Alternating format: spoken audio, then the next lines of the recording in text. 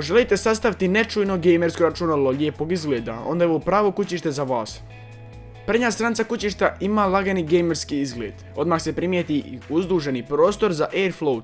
Još nešto iznad imamo hard disk, LED indikator te vratašca. Vratašce nam pokrivaju dva prostora za 525 inčne uređaje, te čitač za SD i micro SD kartice. Power i reset tipke se nalazu na vrhu kućišta, kao i dva USB 2.0 i jedan USB 3.0 konektor, te audio jack. Kao što sam napomenuo, kućište je bazirano da se buka ne širi izvan kućišta. Zato nemamo prozirnu stranicu, ali kad sam skinuo side panel, odmah sam primijetio da je jako težak i kvalitetan. Gotovo je nemoguće iskriviti stranicu. Teško je otprilike čak nekih pola kilograma. Preko cijele stranice nalazi se materijal za upijanje buke. Desni side panel je identičan lijevom.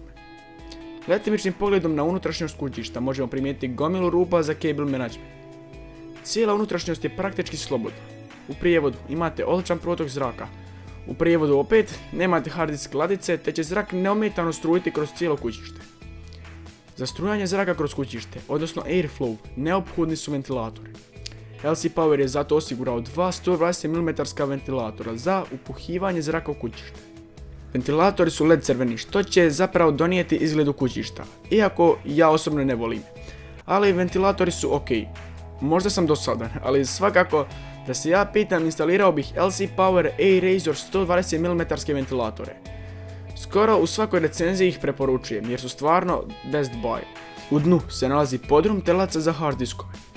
Dolje se smjestila i kutijica u kojoj su sve potrebne vide i vezce za instaliranje komponenti u kućište. A što se tiče diskova, imate mogućnost instaliranja 2 3,5 inčna hard diska. Za SSD-ove je druga priča. Imate mogućnost instaliranja 2 SSD-a odmah do ventilatora, te jedan na pozadini kućišta. Tu je i veliki otvor za instaliranje hladnjaka. Gomila rupa kroz cijelo kućište, te jako bitne 3 rupe na podrumu. U vrhu možete osim ventilatora instalirati i 240 mm vodeno hlađenje. Ladice za hard diskove su u podrumu, pa pored odličnog airflowa možete instalirati i najveće grafičke kartice.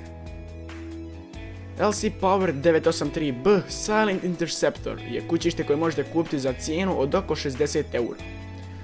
Za tu cijenu dobivate jako kvalitetno kućište u kojem možete sastaviti odličan, tih i hladan gamerski PC.